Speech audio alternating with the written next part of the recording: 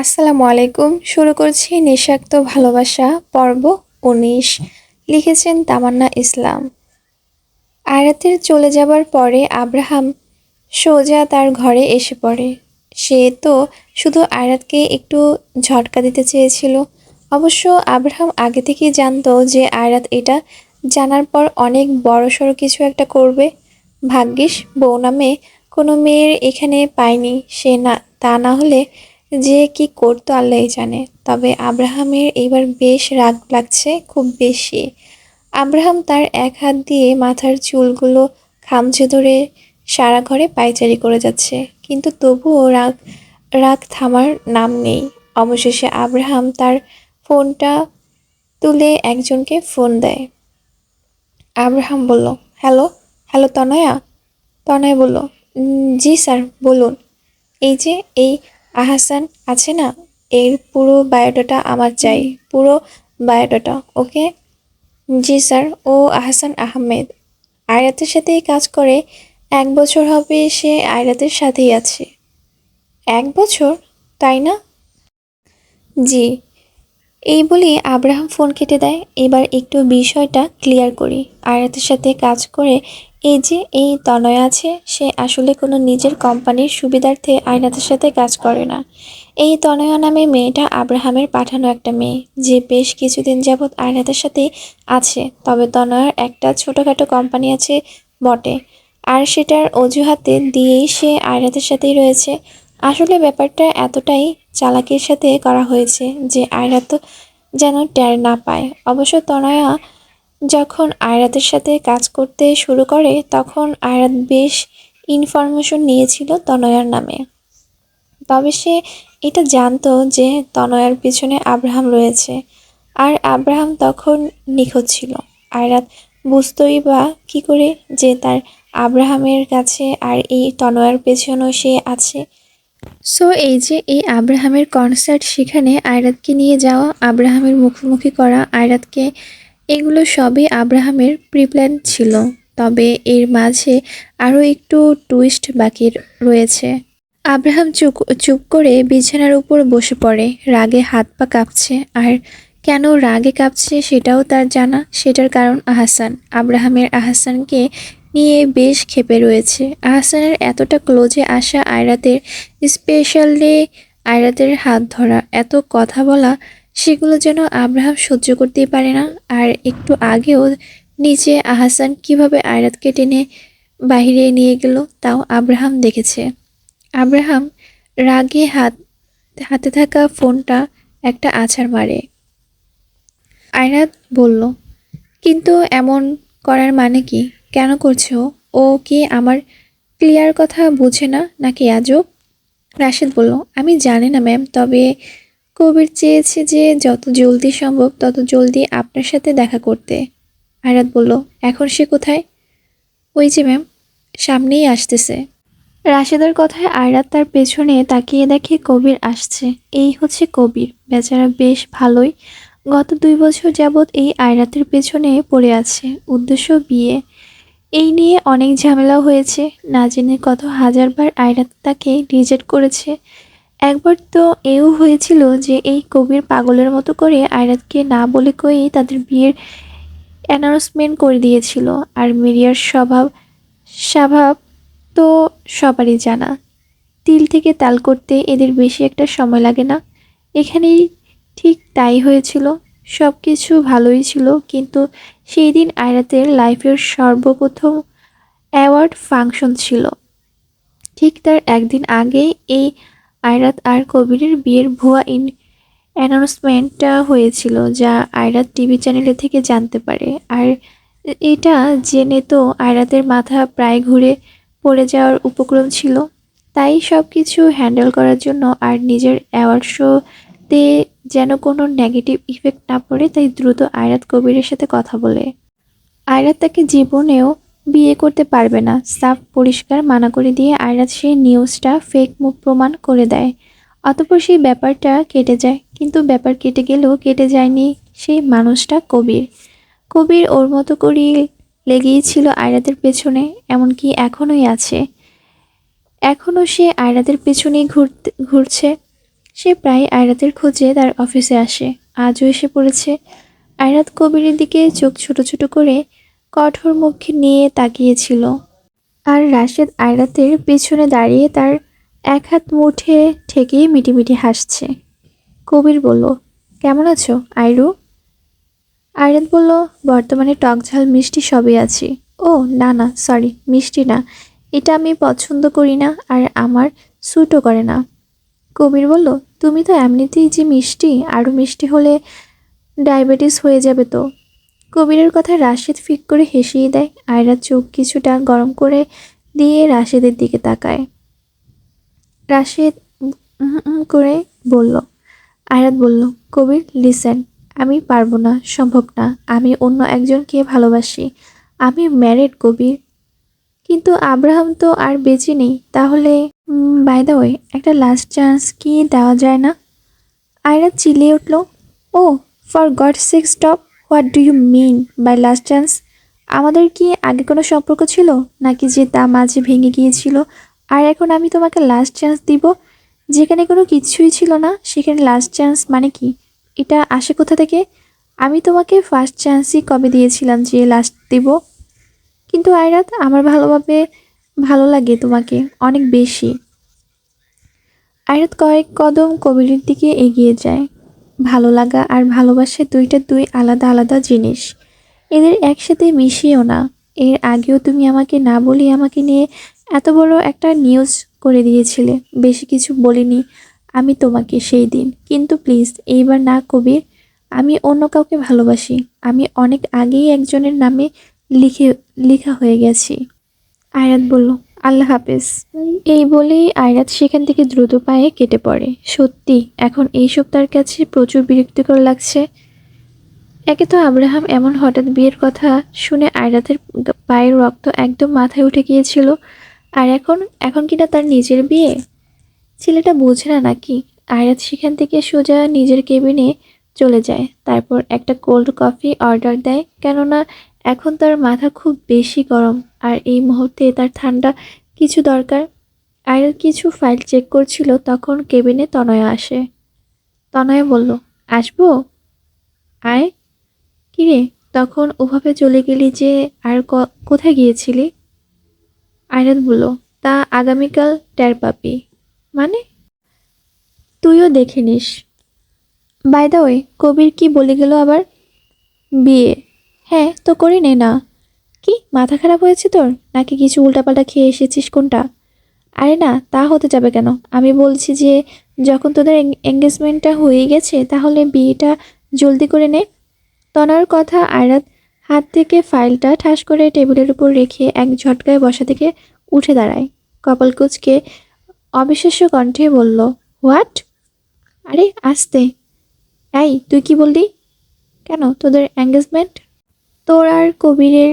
আয়রাত বলল, কানের ঠিক 3 ইঞ্চি নিচে এমন একটা থাপ্পড় খাবি না যে পরে আর কিছু শুনতে পারবি না, বলে দিলাম। 3 দিন অবধি ঝনঝন করবে। আমার কি দোষ? তো কি বলছিস তুই এসব এঙ্গেজমেন্ট মানে?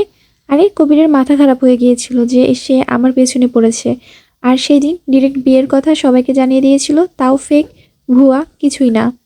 ও আচ্ছা আচ্ছা। আয়রাত আর কিছু না বলেই কেবিন থেকে বের হয়ে পড়ে। বাকিদের সব কিছু দেখতে বলে আয়রাত নিজে বাসায় চলে আসে।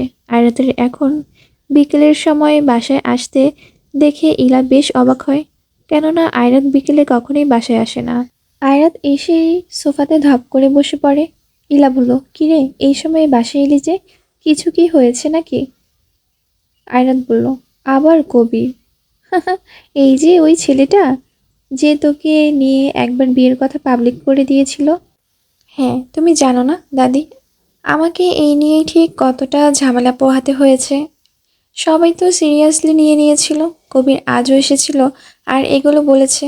সত্যি আমার যদি মাথা মুথা খারাপ হয়ে যায় না, আমি কিন্তু একদম বিনা বাক্যে ওকে ওখানে শ্যুট করে একদম জ্যান্ত পুঁতে দিব। একটা মানুষকে আর কতভাবে কিভাবে বোঝানো যায় বলো? আচ্ছা যাকগে, তুই আগে মাথা ঠান্ডা কর। আয়রাত বলল, রনিত কোথায়? ওই তো ড্রয়িং ড্রয়িং করছে। আমার একটু ঘুম প্রয়োজন, অনেক দৌড়ঝাঁপ হয়েছে। আচ্ছা যা যা, আগে রুমে যা। আয়রাত দ্রুত পায়ে রুমে চলে আসে। রুমে গিয়ে কোনো রকমে নিজের উপর থেকে জ্যাকেটটা খুলে ফেলে। তারপর মাথার উপর টাইট করে বেঁধে রাখা চুলগুলো খুলে দেয়। ঝরঝর করে সব চুলগুলো আয়রাতের পিঠ পিছনে ছড়িয়ে পড়ে। ধীরেম করে বিছানাতে পড়ে যায় আয়রাত। নিজের গা এলিয়ে দিল, উপর হয়ে বালিশ জড়িয়ে তাতে মুখ গুজে দিয়ে শুয়ে পড়ে। মুহূর্তের চোখে ঘুমের রাজ্যে নেমে পড়ে। আয়রাত এক গভীর ঘুমে তলিয়ে যায়। রাতের মাঝখানে আয়রাতের একবার ঘুম ভেঙে গেছিল। তখন আয়রাত উঠে ফ্রেশ হয়ে নেয়। ইলা আর রনিতকে বেশ কিছুটা সময় দিয়ে তারপর আবার নিজে রুমে চলে যায়। পুরো রুমের লাইট অফ করে চোখে মোটা ফ্রেমের চশমা পরে গভীর মনোযোগ দিয়ে ল্যাপটপে কাজ করে যাচ্ছে। তবে থেকে থেকে আয়রাতের মাথায় শুধু আব্রাহামের কথাই আসছে। বহুবার নিজের ফোন হাতে নিয়েও আবার রেখে দিয়েছে। এভাবেই সেই রাতটুকু কেটে যায়। পরের দিন সকালে আসলে ভোরের আয়রাত আর থাকতে না পেরে আব্রাহামকে ফোন দিয়েই ফেলে। তবে আব্রাহাম ফোন পিক করে না। আয়রাত আর কি ফোন রেখে দেয়। ফ্রেশ হয়ে রেডি হয়, একদম অফিসে এসে পড়ে। অফিসে এসেই দেখে অয়ন আর রাশেদ মিলে আড্ডা দিচ্ছে।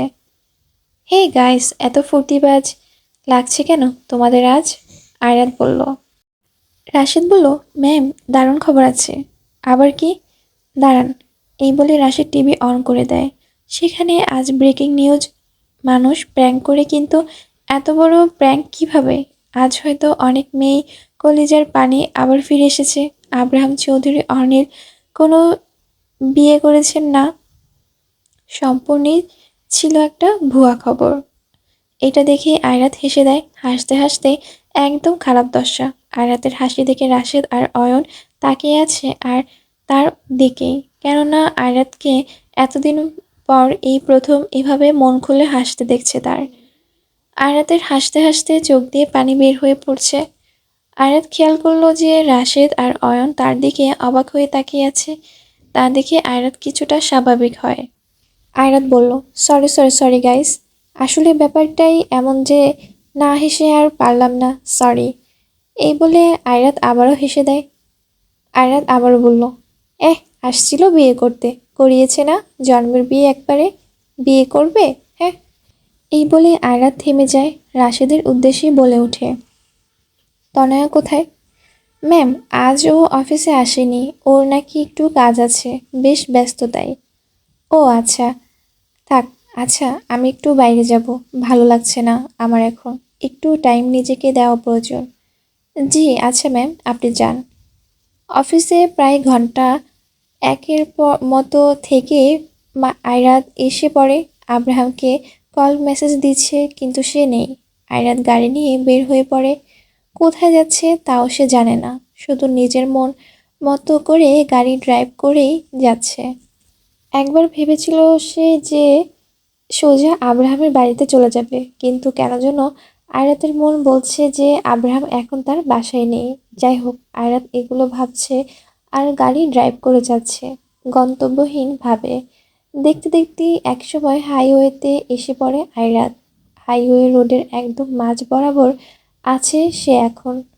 হঠাৎ আয়রাতের গাড়ির স্পিড বাড়িয়ে দেয়। আয়রাত ড্রাইভ করতে করতে রাস্তার একটা সাইড দিয়ে বাতাসের গতিতে চলে যায়। কিন্তু তার কিছু দূর গিয়ে আয়রাত জোরে ব্রেক কষে। তার মনে হলো সে কিছু দেখেছে, অর্থাৎ গাড়ির দ্রুততার ফলে সে ঠিক সম্পূর্ণ খেয়াল করতে পারেনি, কিন্তু আয়রাত কাউকে দেখেছে। আয়রাত একবার তার মাথা ঘুরিয়ে পেছনে তাকায়, কিন্তু সেখানে স্পষ্ট কাউকে দেখা যাচ্ছে না। তাই সে তার গাড়ি পিছিয়ে নেয় আস্তে আস্তে। বেশ খানিক পেছনে গিয়ে দাঁড়িয়ে গাড়ি নিতেই আয়রাত দেখে যে একটা গাঢ় কালো কালারের গাড়ি হাইওয়ে রোডে একটা সাইডে দাঁড়িয়ে আছে, আর গাড়ির ডিকির উপরে বসে বসে আব্রাহাম বিয়ার খাচ্ছে।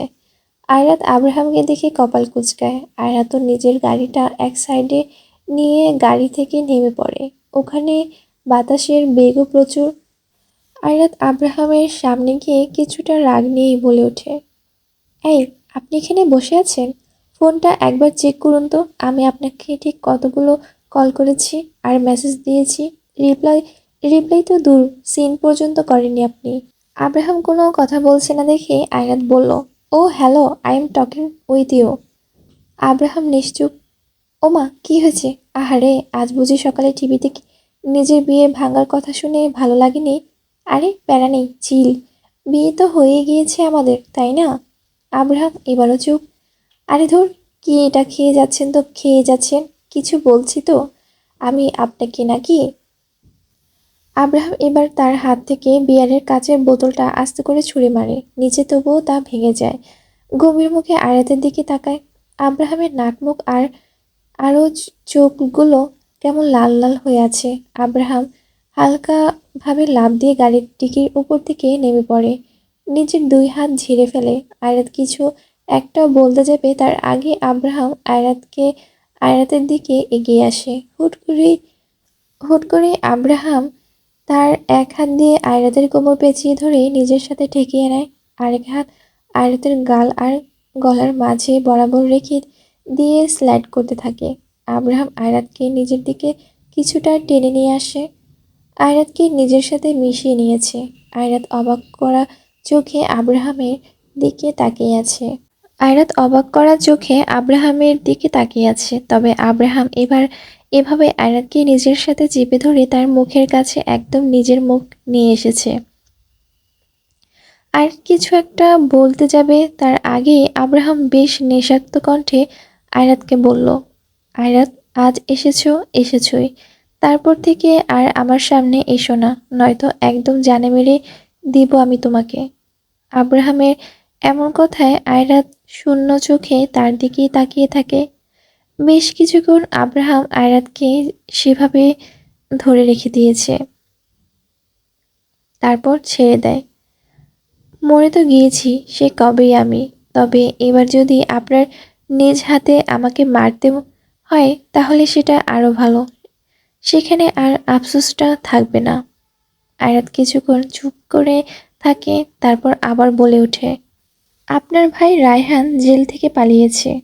আয়রাতের কথায় আব্রাহাম তার দিকে একবার তাকায়। অ্যান্ড আই থিঙ্ক সেই দিন যে লোকটা আমার উপর গুলি চালিয়েছিল সে রায়হানেরই লোক ছিল। আব্রাহাম বলল, এখন না তোমার অফিসে থাকার কথা, তাহলে তুমি এখানে কি করো? আয়রাত বলল, ভালো লাগছিল না, তাই ভাবলাম একটু গাড়ি নিয়ে ঘুরে আসি। আর দেখুন না, কাকতালীয়ভাবে আপনাকেও পেয়ে গেলাম। হুম, আজ সন্ধ্যার দিকে একটা ক্লাবে যাব, আমাদের সাথে আপনিও যাবেন? Not interested. ও হ্যালো, আমি আপনাকে জিজ্ঞেস বা অফার করছি না, আমি আপনাকে বলছি। আর আপনিও যাবেন? আমি যাব না, আমার মুড নেই। আপনার মুডকে গুলি মারি, যেতে বলেছি যাবেন, ব্যাস। একটা টু শব্দ করবেন না। আশ্চর্য। আর আর এইভাবে হাইওয়েতে বসে বসে বিয়ার খাচ্ছেন কেন বলুন তো? এখানে কি মেয়ে মানুষ কম নাকি? এক একটা যেন চিৎপটাং হয়ে পড়ে যায় এর জন্য। বাড়ি যান। আব্রাহাম বলল, কখন আমাকে নিঃশ্বাস নিতে হবে তাও বলে দাও, তাহলে খুব উপকার হতো আমার। না না, আমি আবার এতটাও স্ট্রিক্ট না, তা আপনি আপনার মতো মন মতো নিতে পারেন। সিরিয়াসলি আয়রা? হ্যাঁ। অতঃপর আয়রাত সেখান থেকে চলে আসে। আয়রাত যখন চলে আসছিল আব্রাহাম তার যাওয়ার দিকে এক মনে তাকিয়েছিল। কেমন জানি এক মায়া কাজ করছিল নিজের মাঝে। আয়রাত বিকেলের দিকে অফিসে যায়। বেশ কিছু পেন্ডিং ফাইল ছিল, সেগুলি দেখছিল। রাশেদ বলল, ম্যাম দেখেছেন? কিছু কি জানতে পারলে? জি ম্যাম, এবার একদম কনফার্ম লোকটা রায়হানেরই ছিল। হুম, সবাই একদম আমার জানের পিছনে হাত ধুয়ে লেগে পড়েছে। পড়ুক, দেখি কি হয়। রাশেদ বলল, কিন্তু ম্যাম একটা জিনিস বুঝলাম না, এই রায়হান তো আপনাকে ভালোবাসতো তাই না? তাহলে গুলি কেন চালালো? আয়রাত বলল, রাশেদ প্রেম ভালোবাসার থেকেও সবচেয়ে খারাপ জিনিস হলো রাগ এবং জেদ। এই দুইটা জিনিস একদম মানুষকে ধ্বংস করে দেয়। একটা ডায়লগ তো শুনেছ হয়তো, যে everything is fair in love and war. Raihan হয়তো আমাকে ভালোবাসতো, কিন্তু যখন সে বুঝলো যে আমি মরে গেলেও তার হব না, তাই সে এখন আমাকে মেরে ফেলার উপরেই উঠে পড়ে লেগেছে।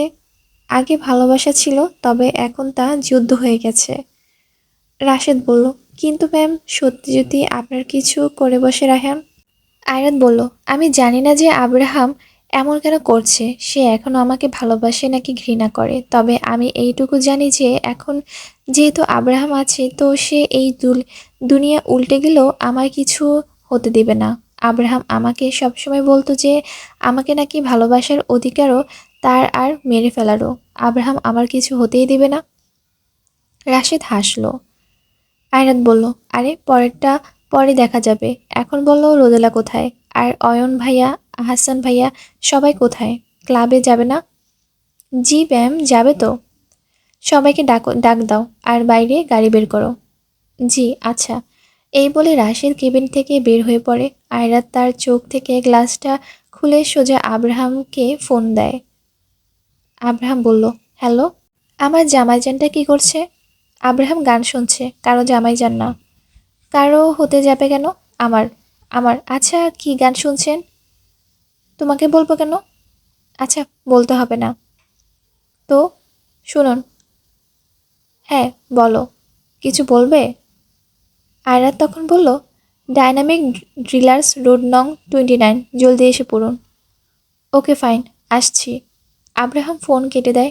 আয়রাত তার রকিং চেয়ারের উপর বা থাকা জ্যাকেটটা কাঁধে তুলে নিয়ে কেবিন থেকে বের হয়ে যায়। সবাই এসেছে, তবে অয়ন আসতে কিছুটা দেরি করে।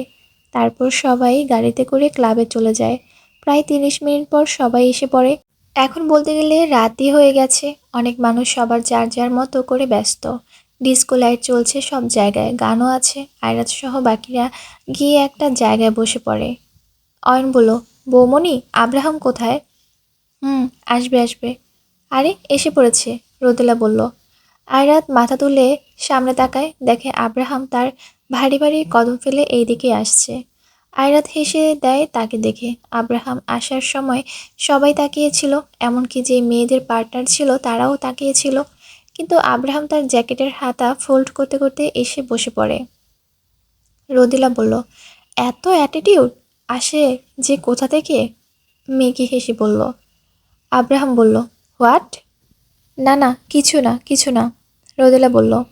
তারা সবাই বসে কথা বলছিল আর আড্ডা দিচ্ছিল। তখনই আয়রাতের একটা কল আসে আর আয়রাত কিছুটা দূরে চলে যায় ফোন নিয়ে কথা বলতে। আর সেই সময় ক্লাবে অ্যানাউন্সমেন্ট হয় একটা গেমের। গেমটা কিছুটা এরকম যে একটা কাচের দেওয়ালের একটা লাভ শেপের অর্ধেক অংশ আছে, তার সেই অর্ধেক অংশটা একটা হাতের ছাপ আছে। এখন মূল থিম হচ্ছে একপাশে, অর্থাৎ যেই পাশে লাভ শেপের অর্ধেক অংশে একটা হাতের ছাপ আছে সেখানে একজন হাত রাখবে, আরেক পাশে তার পার্টনার হাত রাখবে। যদি তারা মেড ফর ইচ আদার হয় তাহলে সেই লাভ শেপটা ফুল পূরণ হয়ে যাবে আর তাতে রেড কালারের লাইট জ্বলে উঠবে। আর যদি তারা মেড ফর ইচ আদার না হয় তাহলে লাভ শেপটা ভেঙে যাবে, আর ভেঙে গেলে অবশ্যই কাপলদের মনটাও ভেঙে যাবে। গেমটা বেশ ইন্টারেস্টিং।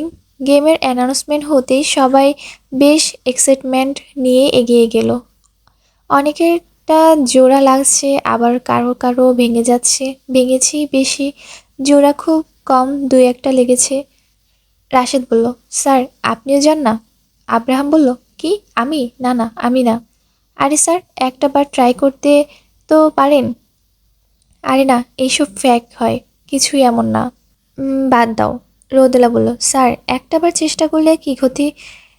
যান না স্যার, প্লিজ, আমরাও দেখি আপনার পার্টনারকে। স্যার প্লিজ যান। সবাই আব্রাহামকে একদম খামচে ধরলো, যেতে হবে মানে যেতেই হবে। আব্রাহাম না পেরে চলে গেল। আব্রাহাম গিয়ে মনে বেশ কিছু ভেবেচিন্তে লাভ শেপের এক সাইডে হাত রেখে দেয়। তারপর একটা মেয়ে আসে, সে এসে আব্রাহামের হাতের পাশে নিজের হাতটা রাখে, কিন্তু হাত রাখার সাথে সাথেই লাভ শেপটা ভেঙে যায়। সবাই ও করে ওঠে। মেয়েটা চলে যায়। তারপর আরেকটা মেয়ে আসে, সেও হাত রাখে, আর আগের বারের মতো এটাও ভেঙে যায়। আব্রাহাম এবার হাসি পাচ্ছে।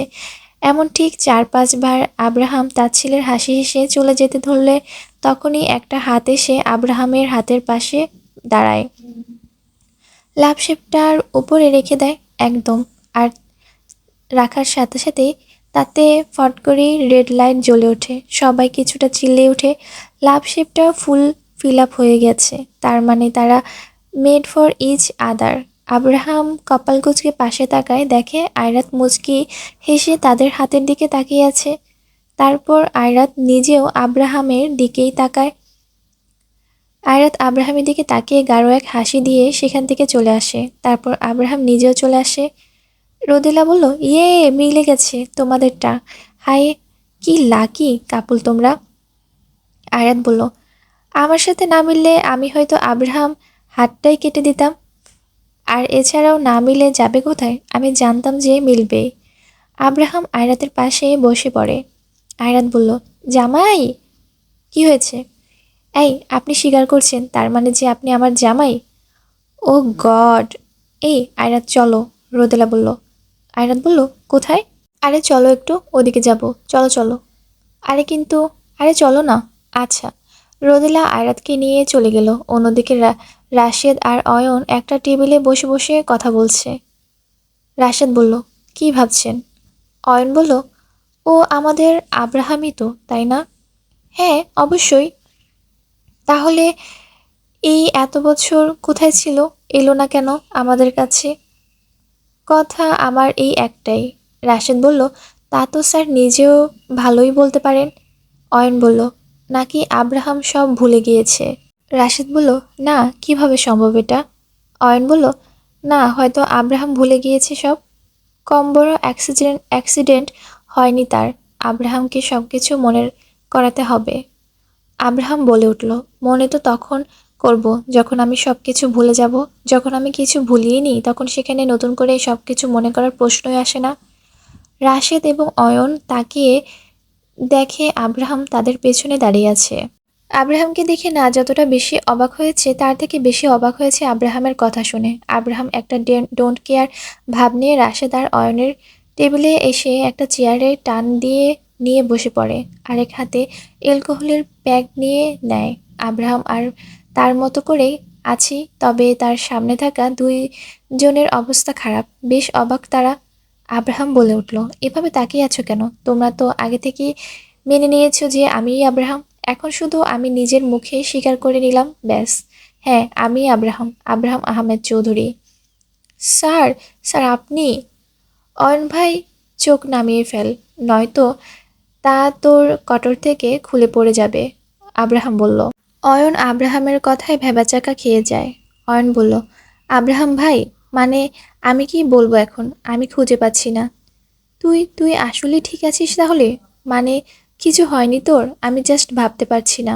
আর তুই, তুই তাহলে এই এতগুলো বছর আমাদের সাথে কেন থেকে দূরে কেন ছিলি বল?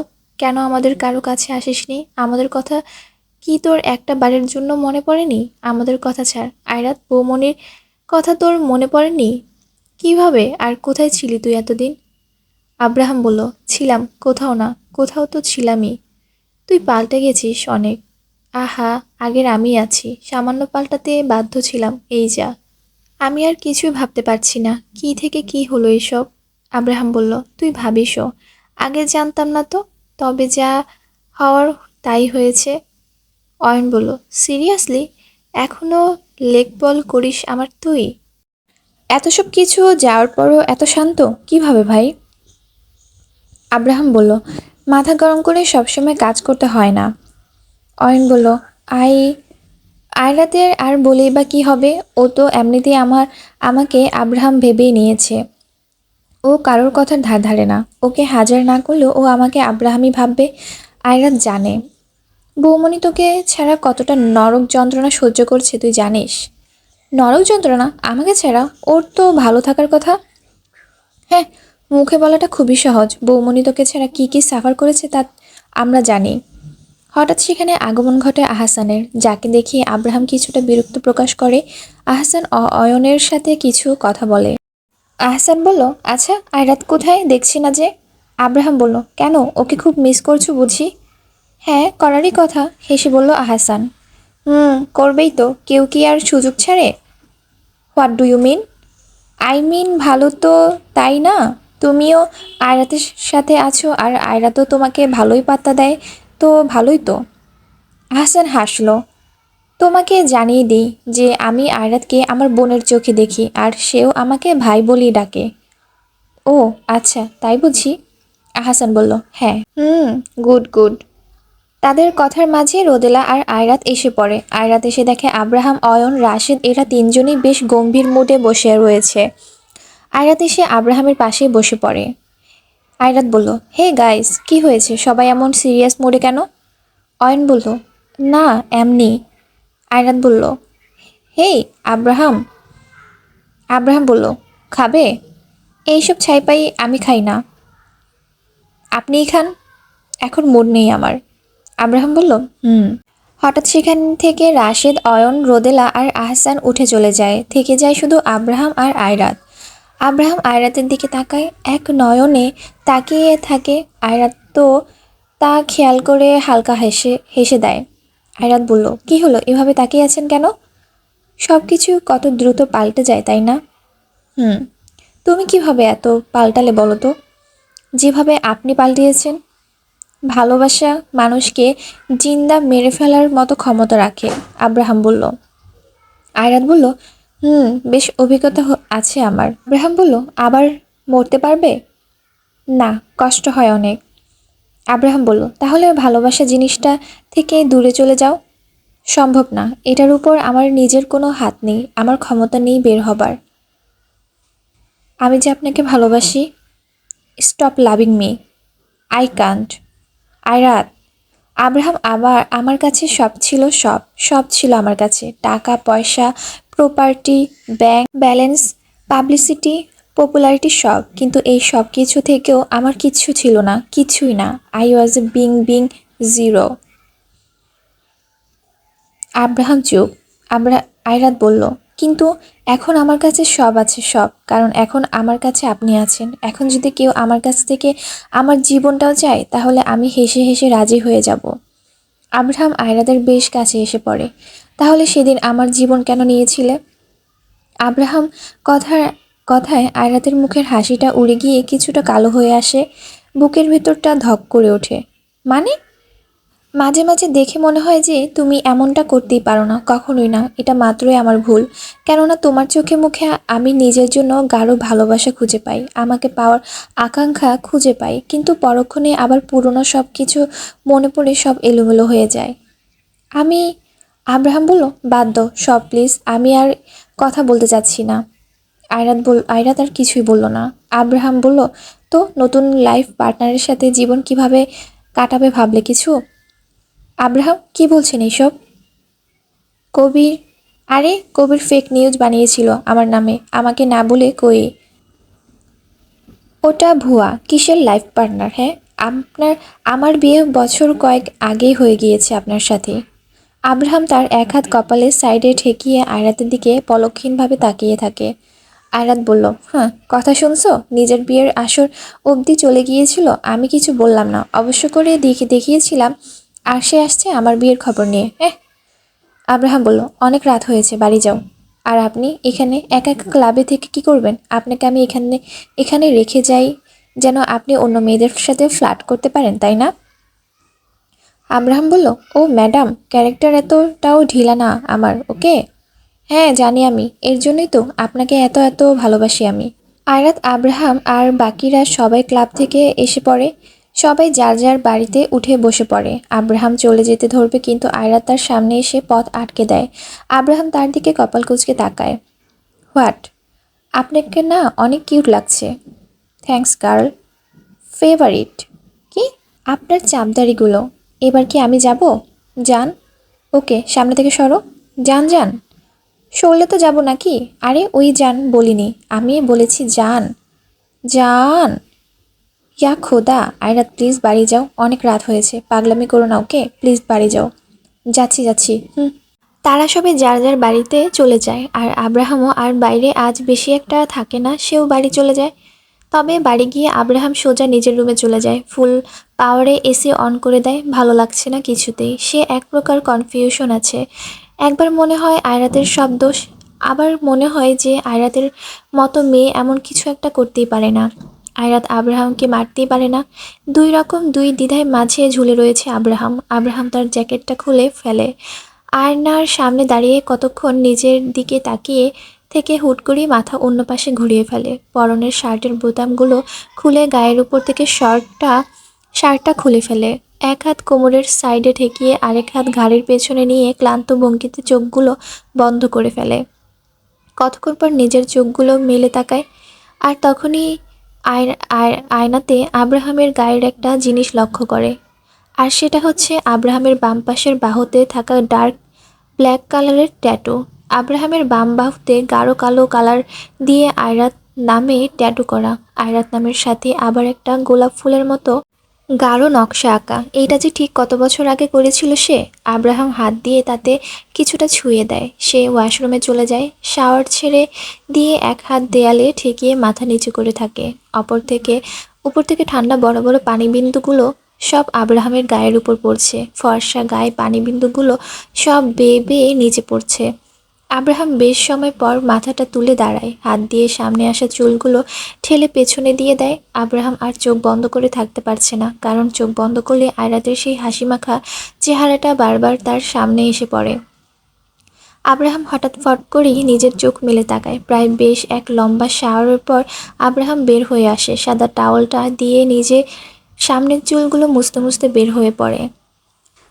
একটা অ্যাশ কালারের ট্রাউজার আর সাদা কালারের টি শার্ট পরে নেয়। টি শার্টটা যেন বডির সাথে একদম লেগে ধরেছে। একজন সার্ভেন্টকে দিয়ে গরম গরম এক কাপ কফি আনতে বলে। কয়েক মিনিট পর এসেও যায়। আব্রাহামের রুমে ভালো লাগছে না দেখে সে করিডোরে চলে যায়। চাঁদের আবছা আলো করিডোরের সম্পূর্ণ অংশ পড়েছে। সেখানে দাঁড়িয়ে দাঁড়িয়ে রেলিংয়ের উপর হাত রেখে গরম ধোয়া ওঠা কফিতে চুমুক দিয়ে খাচ্ছে সে।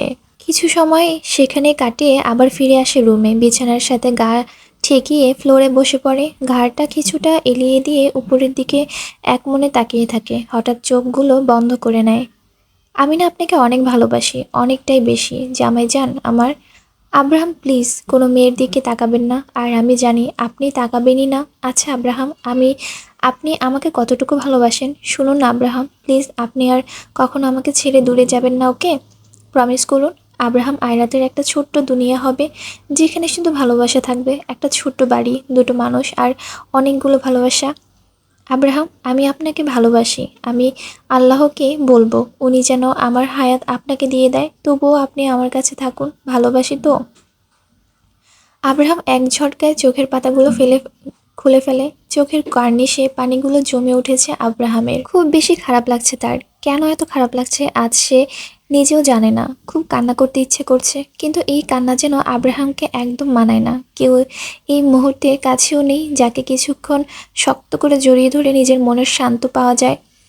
এখন যদি আয়রাত আব্রাহামের কাছে থাকতো, তাহলে হয়তো আব্রাহাম কি সব কিছু ভুলে সব কিছু ছেড়ে ছুড়ে আয়রাতকে এক নিমেষেই নিজের করে নিত। আব্রাহামের চোখের কার্নিশ পেয়ে এক ফোঁটা পানি গড়িয়ে পড়ে। আব্রাহাম তার সাথে সাথে মুছে ফেলে। দূরে ছিল কত বছর, আয়রাতের জীবন বেশ খারাপ গিয়েছে, কিন্তু তাতে যে আব্রাহাম ভালো থেকেছে তা কিন্তু নয়। আব্রাহামও কম কিছু সহ্য করেনি, কম কষ্ট আব্রাহামও পায়নি। কেননা আয়রাতের থেকে আব্রাহামও কিন্তু তাকে কম ভালোবাসে না। সে নিজের সাধ্য মতো সব করেছে, এমন কিছু নেই যা আব্রাহাম ট্রাই করেনি। কিন্তু হয়তো ভাগ্য আব্রাহামের সাথে এত বছর আয়রাতের দূরে থাকাটাই লেখা ছিল। সিচুয়েশন সব কিছু আয়রাতের বিপক্ষে ছিল। দুটো মানুষ দুই প্রান্তে থেকে সমান কষ্ট পেয়েছে। তফাৎ শুধু এটা যে আয়রাতেরটা প্রকাশ পেয়েছে আর আব্রাহামেরটা পায়নি। আব্রাহাম আর থাকতে না পেরে তার পাশে থাকা গিটারটা হাতে তুলে নেয়। এটাই যেন আব্রাহামের বর্তমান সঙ্গী হয়ে গেছে। যাই হোক না কেন, যে কোনো কিছুই হোক না কেন। আব্রাহাম তখন এই গিটারটা হাতে নিয়ে মন খুলে গান গাওয়া শুরু করে দেয়। ব্যাস, মন মুহূর্তে ভালো হয়ে যায়। অনেক সময় আমাদের মনের কথাগুলো আমাদের মুখে ব্যক্ত করতে না পারলে তা গানের কলিগুলোতে খুঁজে পাওয়া যায়। গানের লাইনগুলো অনেক সময় আমাদের মনের ভেতরের কথাগুলোকে খুব সুন্দরভাবে প্রকাশ করে দেয়। গানে বা তার কলিগুলোতে মানুষের মনের ভাব প্রকাশ করার মতো এক অদ্ভুত ক্ষমতা থাকে। ঘরের মাঝে আবছা আলো রয়েছে, এর মাঝে বিনা বলে হুড়মুড়ি মুষলধারে বৃষ্টি নেমে পড়ে। বাইরে থেকে শীতল বাতাস সব রুমের ভেতরে প্রবেশ করেছে। আব্রাহাম গিটারটা হাতে নিয়ে তার চোখগুলোতে এক নেশা লাগানো ভাব এনে ছাড়া গলায় গান ধরে। মুহূর্তে বাইরে একটা বিকট বজ্রপাতের শব্দ শোনা গেল। আব্রাহাম আস্তে করে গিটারটা নামিয়ে সাইডে রেখে দিল। তখনই দরজাতে কারো কড়া নাড়ার শব্দ আসে। আব্রাহাম তার মাথা ঘুরিয়ে দেখে দরজার আড়ালে রাত্রি দাঁড়িয়ে আছে। আসবো কি? হুম, আয়। কি হয়েছে, মন খারাপ? না, এমনি। তাহলে থামলে কেন? গানটা তো সুন্দরই ছিল। ভালো লাগছে না। রাত্রি আব্রাহামের পাশে এসে বসে পড়ে, আব্রাহামের কাঁধে হাত রাখে। আসলে না, আমরা যা কখনই নিজেদের লাইফে এক্সপেক্ট করি না বা তার বিন্দুমাত্র ধারণাও থাকে না, পরবর্তীতে দেখা যায় কি যে সেগুলি আমাদের সাথে হচ্ছে।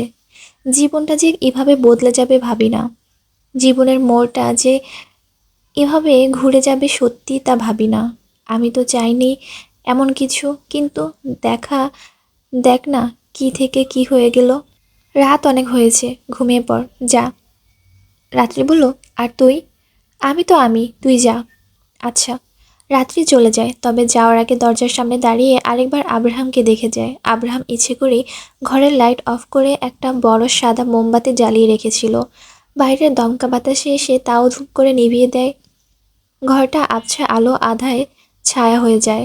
বাইরে যে বিদ্যুৎ বিদ্যুৎ চমক দিচ্ছে, তার আলো ঘরের মাঝে থেকে থেকে জ্বলে উঠছে।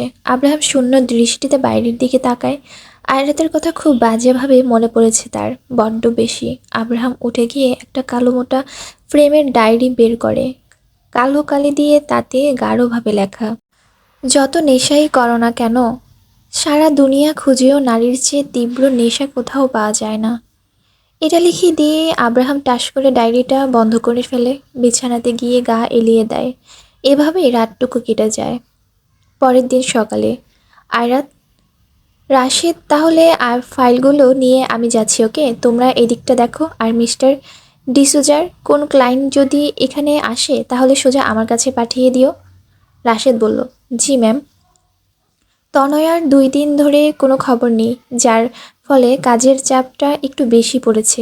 আয়রাত যদিও তনয়াকে ফোন দিয়েছিল আর 2-1 দিনের মাঝে সে আবার অফিসে জয়েন করবে, তবে এখন কিছু নতুন ক্লায়েন্ট আছে আর তারা আয়রাতের সাথে দেখা করার জন্য বাইরেই হয়তো কোনো এক হোটেলে সব অ্যারেঞ্জমেন্ট করেছে। তাই আয়রাত সেখানে যাচ্ছে। আয়রাতের বাইরে বের হতেই অফিসে বেশ কিছু স্টাফদের সাথে তার দেখা হয়। তারা সবাই আয়রাতকে মর্নিং উইশ করে। আয়রাত হেসে সবার উত্তর দিয়ে দ্রুত পায়ে গিয়ে তার গাড়িতে উঠে স্টার্ট দিয়ে চলে যায়। আয়রাত আজ নিজে কিছুটা ব্যস্ত, তাই সে আব্রাহামকে ফোন দেয়নি। আয়রাত গাড়ির স্পিড বেশ বাড়িয়ে দিয়ে আপন গতিতে যেতেই আছে, তবে মাঝপথে আচমকা একটা গাড়ি আয়রাতের গাড়ির সামনে এসে পড়ে।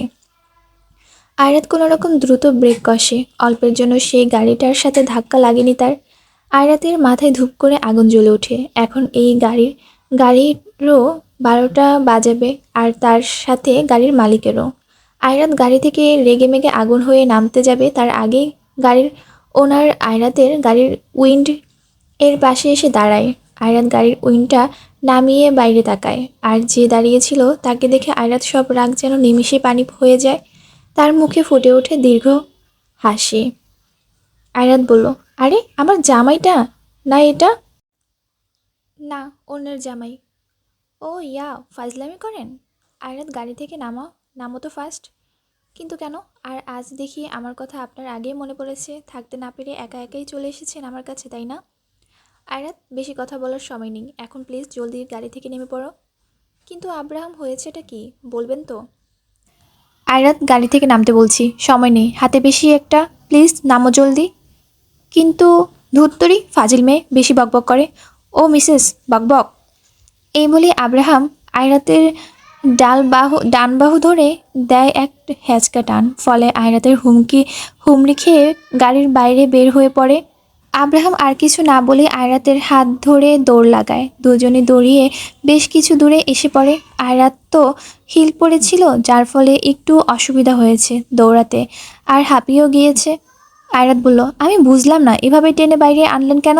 আর আমরা দৌড়ালামই বা কেন? কোমরে হাত রেখে হাঁপাতে হাঁপাতে বলল আয়রাত। আব্রাহাম তার জ্যাকেটের হাতা গুটিয়ে নিয়ে আয়রাতের দিকে কপাল কুঁচকে তাকায়, আর তার সাথে সাথে এক গগন ফাটানো আওয়াজ করে আয়রাতের গাড়িটা ব্লাস্ট হয়ে যায়, অর্থাৎ বিস্ফোরণ। আয়রাতের মুখ হা হয়ে গেছে। সে ফাটা চোখে তার গাড়ির দিকে তাকিয়ে আছে। আর আব্রাহাম আয়রাতের দিকেই তাকিয়ে আছে। আব্রাহাম বলল, এর জন্যই টেনে এনেছি। এই বলেই আব্রাহাম চলে আসে। আর আয়রাত অবাকের চরম পর্যায়ে এখন। মানে কি, তার গাড়িতে কি বোম টোম ফিট করা ছিল নাকি? আয়রাত এসবের কিছু ভুল করেও জানতো না। অল্পের জন্য আজ বেঁচে গেছে। ভাগ্যিস আব্রাহাম সময় মতো এসেছিল। তবে আব্রাহাম এটা জানলো কি করে? আয়রাত তার পাশে তাকিয়ে দেখে আব্রাহাম নেই। আয়রাত ঘুরে তাকায়, দেখে যে আব্রাহাম তার গাড়ির সাথে হেলান দিয়ে ফোন ঘাঁটছে। এগুলো কোনো কথা? মাত্রই একটা এত বড় বিস্ফোরণ হয়ে গেল চোখের সামনে। আর আব্রাহাম এখন এমন একটা ভান ধরেছে যেন এখনো কিছুই হয়নি। এমনকি আব্রাহাম আয়রাতের থেকে কিছুটা দূরে আয়রাতের এই গাড়িটা আগুন লেগে জ্বলেছে, জ্বলে পড়ে একদম ছাই হচ্ছে। আয়রাত দ্রুত বেগে আব্রাহামের কাছে চলে গেল, চিল্লিয়ে বলে উঠল, কি হচ্ছে এগুলো? গাড়িতে বোম এলো কোথা থেকে? আর আপনি বা জানলেন কিভাবে? আব্রাহাম চুপ। আব্রাহাম, বেশ রাগ হচ্ছে এবার আমার। চলো। কোথায়? যেদিকে দু চোখ যায়। কি? আয়রাত আব্রাহামের কথা শুনে হাসবে না কাঁদবে বুঝতে পারছে না। তেরা যে তেরাই রয়ে গেল। আব্রাহাম আয়রাতকে তার গাড়িতে তুলে আয়রাতের যে জায়গায় যাওয়ার কথা ছিল আব্রাহাম তাকে সেখানে পৌঁছে দিয়ে আসে। অবশেষে আয়রাত আব্রাহামের গাড়ি থেকে নেমে পড়ে। আয়রাত ভিতরে চলে যেতে ধরবে, কিন্তু কি যেন একটা মনে করে আব্রাহাম আবার ঘুরে আব্রাহামের কাছে আসে। বেশ ঝুঁকে আব্রাহামের গাড়ির উইন্ডতে দুই হাত রেখে বলে ওঠে, আপনার টাম আয়েগা।